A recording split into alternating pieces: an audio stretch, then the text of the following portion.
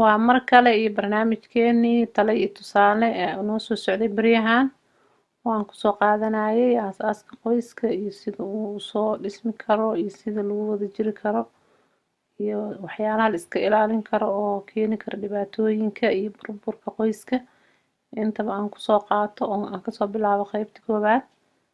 maantana uu noo marayo qaybta toddobaad kusoo dhawaada ayadana waa inoo sii socdaa weli barnaamijkeenii maanta ayadana waxaan kusoo qaadanayaa qaybtan toddobaad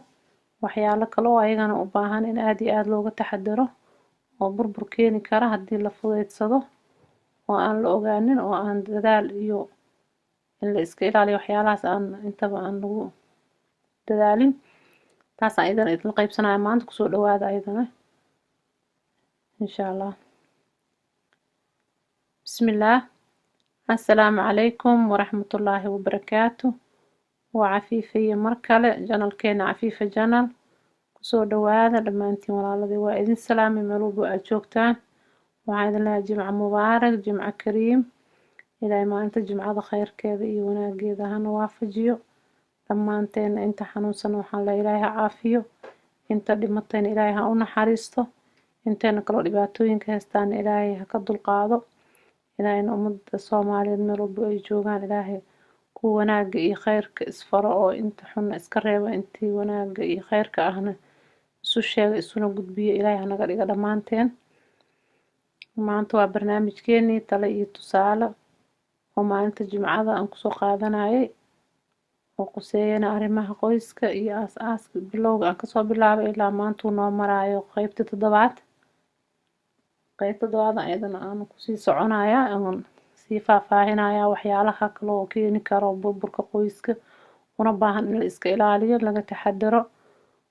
ayadana kusoo qaadanayaa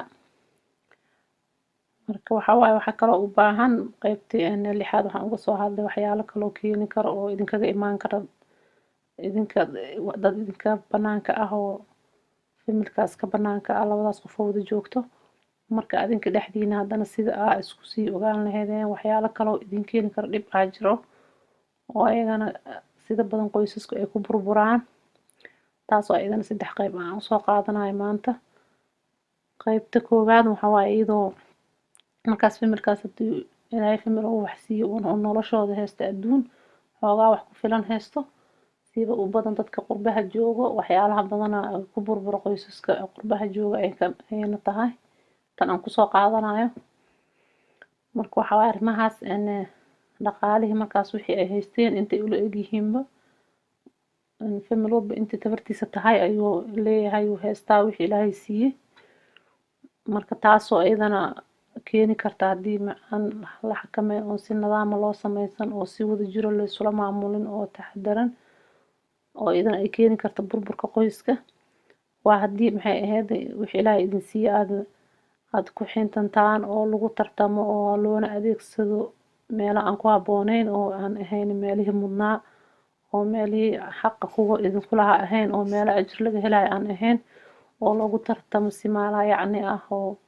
labadiina aad ku tartantaan oo qofkaana intaan u bixiyo waxaan u bixiyo adna intaan bixi adna intaan bixi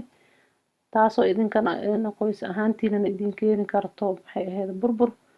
sideeda kalena idin keeni karto dhaqaalihiina iyo wixiina ilaahay idin siiyo meel xunna ku baxay idinkana aadan waxba ka qabsanina oo maxay ahayd ilaahay uu idin siiyo aad ubadkiina wax ka tarina oo adinka aad tartan iyo kula jirtiin inaad maalaa yacni loo adeegsado meelo aan ku habbooneyn in lagu faantamo oo qofka kale uu dhaho qofkaan intaas uu sameeyo aadna samee oo tartan markaa labadiina idinka dhexeeyo uu xoolihii ku dhammaadaan taasna way keentaa waa qaybta koobaad taasna waxaa fiican in laga taxadaro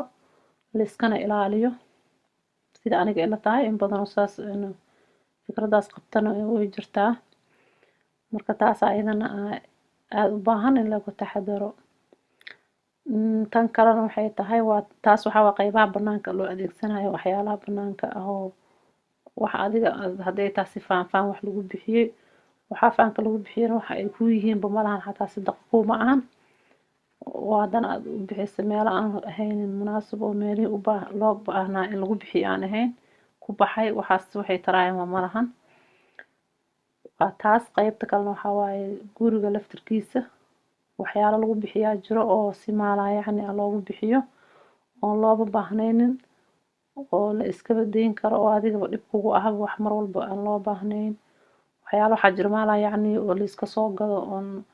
danba lagala haynin oo markaas si ayaga laftirkooda faanfaan ah loo soo gado si waxa u badnaatee dumarka taasna iidan way keentaa burburka oo maxay ahayd waxay ku imaanaysaa dhaqaalihii oo iidan isqa qabsiyaa meeshaas ka imaan karo taas ayadana u baahan in aad looga taxadaro oo maxay la iska ogaado tan saddexaad ayadana waxa waaye dhaqaalihii laftirkooda oo la iska xasdo oo meelihii labadii qofood hadday noqoto ehelkii kale waalidkii dadkii mudnaay oo ayagana laga xasdo lagana cuno qabateeyo oo maxay labada qofoodna iskugu colaad qaadaan oo uqdad meeshaas ka dhalato iyo inaan la is aaminin oo iyadana dagaal keento badanaa laguna kala tagay dad badan oo kala tagana la arkay taas ayadana u baahan in aad looga taxadaro marka saddexda qaybood oo maanta aan idin qaybsanayo waa saddexdaas waa saddex ayagana muhiim ah oo inti kale haddii la celceliyo oo la habeeyo oo la xakameeyo iyadana intaana jirto waa dhibaatooyinku waa iska badan yihiin marka walaaladay intaasaan idin la qaybsanayo maantana in idana aad looga taxadaro oo maxay dadaalka la badiyo oo meelihii waxa mudnaayeen oo maxay ahaydee u baahnaa wax lagu bixiyo meelihii aysan u baahnayn oo munaasib ku ahayn laga daayo marka waxyaalaha dhaqaalaha aad haysato markii aad meeshii mudneed aad ku bixiso maxay ajarna waad ka helaysaa intii kugu lahayd oo maxay waajib ahaydna waad ku gudanaysaa oo xaq ku saarnaa ay tahay oo xaq lagugu lahayna waad ku gudanaysaa inta kale sadaqa iyo wanaag aad u baxsatana waa waxaad bari kaa horeeyo oo familkaas haddii aad baxsateen oo meel fiican oo wax ku baxsateen wax bari idin sugaayo noqonaya laakiin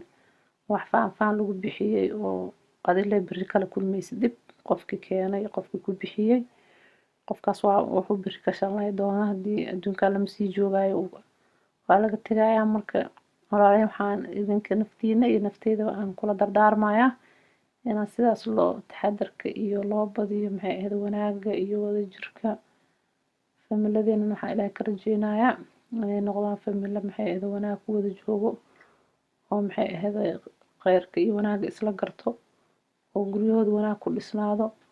markii gurigu wanaag ku dhisnaado oo wanaagaas maxay ahayd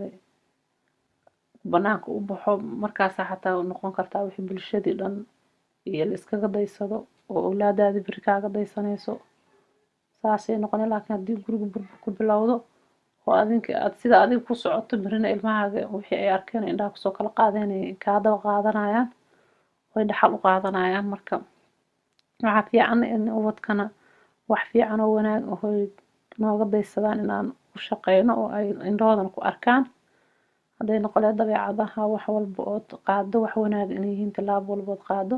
si ay beri adigana kaaga daysadaan